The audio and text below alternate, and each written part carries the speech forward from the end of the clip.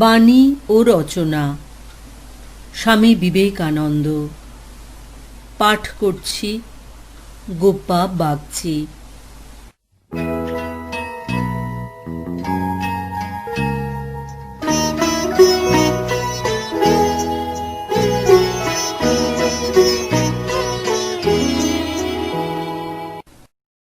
চিকাগো বক্তৃতা। ভূমিকা। 1893 খ্রিস্টাব্দে চিকাগোতে যে বিশ্ব মেলা হইয়াছিল, ধর্ম মহাসভা সেই উপলক্ষে অনুষ্ঠিত একটি সম্মেলন। পাশ্চাত্য দেশে আজকাল যে সকল বিরাট আন্তর্জাতিক প্রদর্শনী প্রায় অনুষ্ঠিত হইয়া থাকে, সেগুলির সহিত সাহিত্য, কলা এবং বিজ্ঞান সম্মেলন সংশ্লিষ্ট করাও একটা রীতি হইয়া দাঁড়াইয়াছে। যে বিষয়গুলি মানবজাতির পক্ষে কল্যাণকর, তাহাদের ইতিহাসে এরূপ প্রত্যেকটি অধিবেশন যে স্মরণীয় হইয়া থাকিবে, তাহাও আশা করা যায়।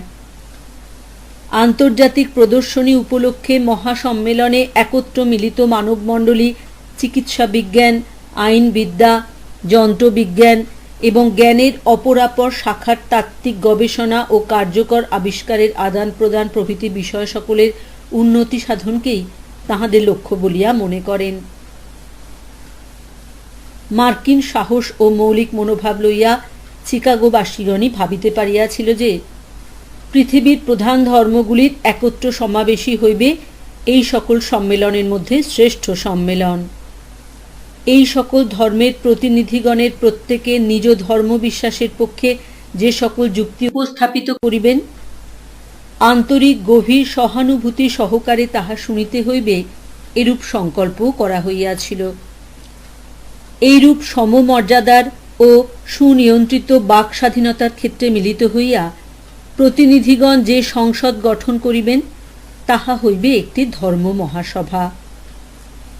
ইহার ফলে বিভিন্ন জাতির ধর্মগুলির মধ্যে ভাতৃভাবপূর্ণ মিলনের প্রয়োজনীয়তা জগতের মানসপটে সুস্পষ্টভাবে অঙ্কিত হইবে।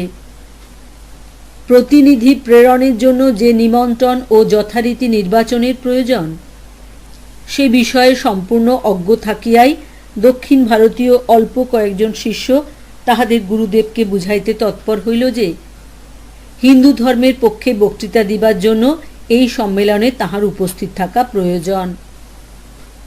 অগাধ বিশ্বাসবশত তাহাদের মনেই হয় নাই তাহারা এমন কিছু দাবি করিতেছে যাহা মানুষের পক্ষে অসম্ভব। তাহারা ভাবিতেছিল বিবেকানন্দ সেখানে উপস্থিত হইলেই বক্তৃতা দিবার সুযোগ পাইবেন। স্বামীজিও শিষ্যগণের মতোই জাগতিক রীতিনীতি ব্যাপারে অনভিজ্ঞ ছিলেন। যখন তিনি নিশ্চিতভাবে জানিলেন যে এই কার্যে তিনি ঈশ্বর আদেশ লাভ করিয়াছেন, তখন এ কাজে আর কোনো বাধা থাকিতে পারে, স্বামীজি একথা ভাবিলেন না। যথারীতি বিজ্ঞপ্তি ও পরিচয়পত্রাদি ব্যতিরেকেই হিন্দু ধর্মের প্রতিনিধি জগতের সমৃদ্ধি ও শক্তির সুরক্ষিত দ্বারে প্রবেশ করিতে চলিলেন। এই ঘটনা অপেক্ষা হিন্দু ধর্মের সংঘবদ্ধহীনতার বৈশিষ্ট্য আর অন্য কোনো উপায়ে স্পষ্টতর হইতে পারিত না। চিকাগোতে উপস্থিত হইয়া স্বামীজি অবশ্য প্রকৃত ব্যাপার বুঝিতে পারিলেন। প্রেরিত ও গৃহীত আমন্ত্রণ অনুসারে কোনো পরিচিত ও স্বীকৃত সংস্থা তাহাকে প্রেরণ করে নাই। অধিকন্তু প্রতিনিধি সংখ্যা বাড়াইবার সময়ও উত্তীর্ণ।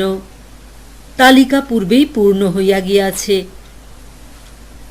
ভারতে প্রত্যাবর্তনের পূর্বে বষ্টনে যদি কাহারও সহিত দৈবক্রমে পরিচয়ের কোনো সুযোগ ঘটিয়া যায়, এইরূপ ভাবিয়া কি গভীর নৈরাশ্য লইয়াই না তাহাকে চিকাগো রুদ্ধদ্বার হইতে ফিরিতে হইয়াছিল। এইভাবে দূরদৃষ্টি বা নিজের কোনো পরিকল্পনা ছাড়াই তিনি হার্ভার্ড বিশ্ববিদ্যালয়ের অধ্যাপক রাইটের সহিত পরিচিত হইলেন। রাইট তাহার প্রতিভা উপলব্ধি করিলেন এবং মাদ্রাজি শিষ্যগণের মতো তিনিও অনুভব করিলেন যে আগামী ধর্ম মহাসম্মেলনে জগৎকে এই ব্যক্তির বাণী শুনাইতে হইবে। পরে অধ্যাপক রাইট তাহাকে লিখিয়াছিলেন, আপনার নিকট পরিচয়পত্র দেখিতে চাওয়া আর সূর্যকে তাহার আলোকদানের কি অধিকার আছে জিজ্ঞাসা করা একই কথা। এইরূপ প্রীতি ও প্রভাবই স্বামীজিকে পুনরায় চিকাগোয় পাঠাইয়াছিল এবং সেখানে স্বীকৃত প্রতিনিধির মর্যাদা ও আসন লাভের পথ উন্মুক্ত করিয়া দিয়াছিল। অধিবেশন আরম্ভ হইলে দেখা গেল তিনি বক্তৃতা মঞ্চে উপস্থিত। সেখানে একমাত্র ভারতীয় বা একমাত্র বাঙালি না হইলেও তিনি ছিলেন যথার্থ হিন্দু ধর্মের একমাত্র প্রতিনিধি। অন্যান্য সকলে কোনো সমিতি, সমাজ, সম্প্রদায় বা ধর্ম সংস্থার প্রতিনিধি রূপে আসিয়াছিলেন। একমাত্র স্বামীজির বক্তৃতার বিষয়বস্তু ছিল হিন্দুদের আধ্যাত্মিক ভাবধারা। সেদিন তাঁহারই মাধ্যমে ওই ভাবগুলির সর্বপ্রথম সংজ্ঞা, ঐক্য ও রূপ লাভ করিয়াছিল। প্রথমে দক্ষিণেশ্বরে নিজ গুরুর মধ্যে এবং পরে ভারতের সর্বত্র ভ্রমণকালে যে ভারতীয় ধর্মকে তিনি প্রত্যক্ষ করিয়াছিলেন, এখানে তাহাই তাহার মুখ হইতে নিঃসৃত হইল। যে ভাবগুলিতে সমগ্র ভারতের ঐক্য আছে, সেই ভাবগুলি তিনি ব্যক্ত করিয়াছিলেন। অনৈক্যের কথাগুলি তিনি বলেন নাই। আন্তর্জাতিক দৃষ্টিভঙ্গি সম্পন্ন ধর্ম সম্মেলনে অর্থাৎ বিভিন্ন ধর্ম বিষয়ক প্রবন্ধ পাঠে 17 দিন সময় লাগিয়াছিল। 19 সেপ্টেম্বর স্বামী বিবেকানন্দ লিখিত প্রবন্ধ পাঠ করেন। কিন্তু যেদিন প্রতিনিধিদের উদ্দেশ্যে আনুষ্ঠানিক অভ্যর্থনাসূচক বক্তৃতা ও সেগুলির উত্তর প্রদত্ত হইল, সেই প্রথম দিন হইতেই স্বামীজি শ্রোতৃবর্গের সংস্পর্শে আসিয়াছিলেন। অপরাহ্নের শেষ দিকে তিনি অভ্যর্থনার উত্তর দিলেন।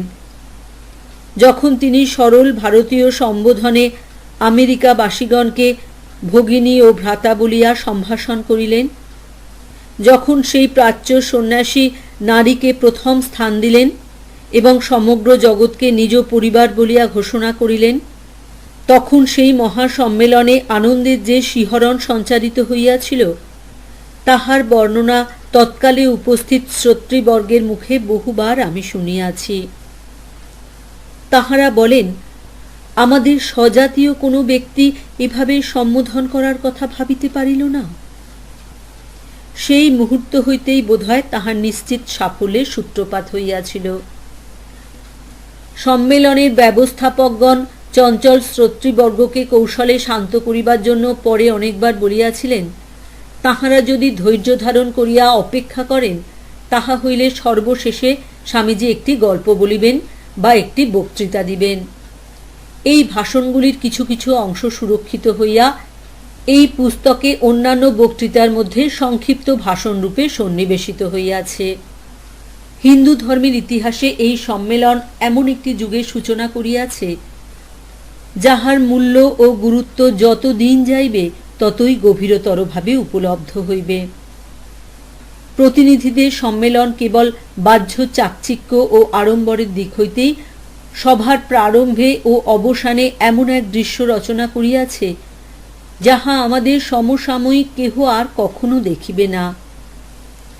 কোটি কোটি মানুষের ধর্মমতের প্রতিনিধিগণ মঞ্চের উপর উপস্থিত ছিলেন। দৃশ্যটিকে যথাযথ রূপে ফুটাইবার প্রচেষ্টা আমরা রেভা জন হেনরি ব্যারোজ কর্তৃক প্রদত্ত কার্যবিবরণীর প্রামাণ্য ইতিহাস হইতে একটি অংশ উদ্ধৃত করিতেছি। নির্দিষ্ট সময়ের বহু পূর্বেই প্রাসাদটি প্রতিনিধি ও দর্শকে ভরিয়া উঠিল এবং বিভিন্ন স্থান হইতে আগত দেশ বিদেশে 4000 উৎসুক শ্রোতৃবৃন্দে কলম্বাস হল পূর্ণ হইল। বেলা 10টার সময় বহু জাতির উড্ডীয়মান পতাকার নিচে বিশাল জনতার উল্লাসধ্বনির মধ্যে 12টি ধর্মের প্রতিনিধিগণ হাত ধরাধরি করিয়া বারান্দা দিয়া আগাইয়া আসিলেন। এই সময়ে মঞ্চটি ছবির মতো চিত্রাকর্ষক রূপ ধারণ করিল। কেন্দ্রস্থলে মার্কিন যুক্তরাষ্ট্রের গির্জার প্রধান যাজক কার্ডিনাল গিবন্স উজ্জ্বল রক্তবর্ণ সজ্জায় সজ্জিত হইয়া উচ্চাসনে সমাসীন। কলম্বাসের এই স্মৃতি বৎসরে যথাযোগ্য বলিয়া তিনি প্রার্থনা দ্বারা সভার উদ্বোধন করিবেন। তাহার উভয় পার্শ্বে উপবিষ্ট প্রাচ্য প্রতিনিধিগণের নানা বর্ণের পোশাক ঔজ্জ্বল্যে তাহার পোশাকের সমতুলি হইয়াছিল। এইসব ব্রাহ্ম, বৌদ্ধ ও ইসলাম ধর্মানুগামীগণের মধ্যে উপবিষ্ট মনোরম উজ্জ্বল রক্তিম পরিচ্ছদ পরিহিত তাম্রাভ মুখমণ্ডল, শীর্ষে হরিদ্রাবর্ণের বৃহৎ উষ্মিষ ভূষিত বোম্বাইয়ের বাগ্মী সন্ন্যাসী স্বামী বিবেকানন্দের দিকেই সকলের দৃষ্টি আকৃষ্ট হইয়াছিল। তাহার পাশে পীত লোহিত ও শুভ্র পরিচ্ছদ ভূষিত ভারতের একেশ্বরবাদী সমিতি বা ব্রাহ্ম সমাজের বিবি নাগরকর ও সিংহলের বৌদ্ধ পণ্ডিত ধর্মপাল বসিয়াছিলেন। ধর্মপাল 4,07,50,000 বৌদ্ধের অভিনন্দন বহন করিয়া আনিয়াছিলেন। তাহার কৃশ ক্ষুদ্র দেহটি ছিল শুভ্রবাস মণ্ডিত, কুঞ্চিত কৃষ্ণ কেশদাম ছিল স্কন্ধ বিলম্বিত। সেখানে মুসলমান, পার্সি ও জৈন ধর্মযাজকগণও ছিলেন। বর্ণ বিচিত্র ও গতিভঙ্গিমায় তাহারা প্রত্যেকেই ছবির মতো দেখাইতেছিলেন। তাহারা সকলেই নিজ নিজ ধর্মের ব্যাখ্যা ও সমর্থনে তৎপর হইলেন। সর্বাধিক জাঁকজমকপূর্ণ দেখাইতেছিল ইন্দ্রধনুর বিচিত্র বর্ণ বিশিষ্ট রেশম নির্মিত উজ্জ্বল মূল্যবান বেশভূষিত জাপান ও চীনের খ্যাতনামা ব্যক্তিবর্গকে। তাহারা বৌদ্ধ ধর্ম, তাও ধর্ম, কংফুছের মত ও শিন্টো ধর্মের প্রতিনিধিত্ব করিতেছিলেন। তাপসদের মধ্যে কৃষ্ণবর্ণের বেশ পরিধান করিয়া প্রাচ্য প্রতিনিধিদের মধ্যে বসিয়াছিলেন শ্রী প্রতাপচন্দ্র মজুমদার। ভারতের একেশ্বরবাদীদের বা ব্রাহ্ম সমাজের নেতা মজুমদার মহাশয় কয়েক বছর পূর্বে এদেশে আসিয়াছিলেন এবং স্বীয় বাগ্মিতা ও ইংরেজি ভাষার উপর অপূর্ব অধিকারের দ্বারা বিপুল সংখ্যক শ্রোতাকে পরিতৃপ্ত করিয়াছিলেন। আর একজন উল্লেখযোগ্য ব্যক্তি একটি অদ্ভুত বক্রযষ্টিতে ভর করিয়া উপস্থিত ছিলেন। তিনি হইলেন জান্তের গ্রিক ধর্মযাজক। তাহার শুভ্র সমশ্রু রাশি আবক্ষ বিস্তৃত, মস্তকে অদ্ভুত দর্শন শিরভূষণ, কটিদেশ হইতে একটি বৃহৎ রৌপ্য নির্মিত ক্রস বিলম্বিত। এশিয়া মাইনর হইতে আগত রক্তিম গণ্ড দীর্ঘকেশ এক গ্রিক সন্ন্যাসী তাহার পাশে বসিয়া গর্ব করিয়া বলিতেছিলেন যে তিনি কখনো শিরভূষণ ব্যবহার করেন নাই বা নিজ আহার ব্যবস্থানের জন্য একটি কপর্দকও ব্যয় করেন নাই। আফ্রিকার মেথডিস্ট চার্চের ধর্মযাজক আর্নেট এবং আফ্রিকা দেশীয় এক যুবরাজের আবলুস কাঠের মতো কৃষ্ণবর্ণ অথচ উজ্জ্বল মুখমণ্ডল মানাইয়া গিয়াছিল সম্মিলিত মহিলাদের সুন্দর বেশভূষায়। সর্বপশ্চাতে ঘন কৃষ্ণ পটভূমি রূপে ছিল প্রোটেস্টান্ট প্রতিনিধি ও নিমন্ত্রিত অতিথিবর্গের কৃষ্ণ পরিচ্ছদ। সর্বশেষ ভাষণে স্বামী বিবেকানন্দ এই বিশ্ব ধর্ম সম্মেলনের সহিত অশোকের বৌদ্ধ সংগীতি কিংবা সম্রাট আকবরের ধর্মসভা তুলনা করিয়া ইহার ঐতিহাসিক গুরুত্ব সম্বন্ধে নিজ মত সুষ্ঠুভাবে ব্যক্ত করিয়াছিলেন।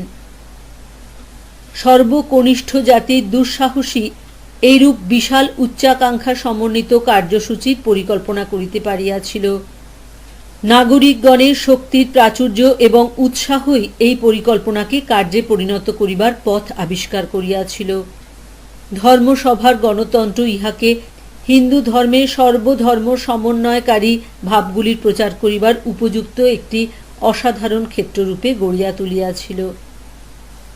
পৃথিবীর সর্বাপেক্ষা উদ্ধত ও বর্জনশীল ধর্মগুলির প্রতিনিধিবর্গ সরল গণতান্ত্রিক সাম্য ও সৌজন্যের ভিত্তিতে পরস্পরের প্রতি শ্রদ্ধাবান হইয়া মিলিত হইয়াছিলেন। তাহারা আর কখনো এরূপ বিরাটভাবে এই জাতীয় অগ্নি পরীক্ষার সম্মুখীন হইবেন বলিয়া মনে হয় না। বহুকাল ধরিয়া চিকাগো ধর্ম মহাসভার অধিবেশন ইতিহাসে একক স্থান অধিকার করিয়া থাকিবে। এই অবস্থায় এবং পরিবেশেই হিন্দু ধর্ম পাশ্চাত্য জগতের সম্মুখে সর্বপ্রথম নিজ মত ব্যক্ত করিয়াছিল। নিবেদিতা।